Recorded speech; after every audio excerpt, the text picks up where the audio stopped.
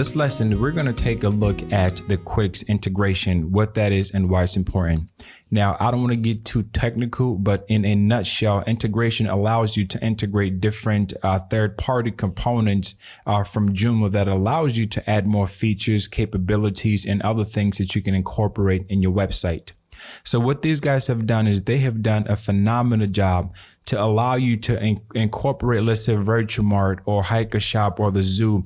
These are other very popular Joomla extensions that you can be able to use. Now, for this course, I'm not going to cover all of these, but I am going to cover to give you an idea of how the integrations work with the Joomla article system, the modules, and the J2Store. What that means is that if you want to use Quix with your Joomla articles, you're going to learn how to do that. If you want to incorporate modules and if you want to design your J2Store integrated with it, you're going to learn how to do that. But integrations, when it comes to web design, is really, really powerful because now you are harnessing the power of Quix and you're incorporating that into other third-party extensions, which means that you can do so much more. And one of the things that I love about this is that you have the ability to design, to style, to customize, and to tweak things to your particular preference and to your particular liking, which as a web designer, that's something that's very vital, is that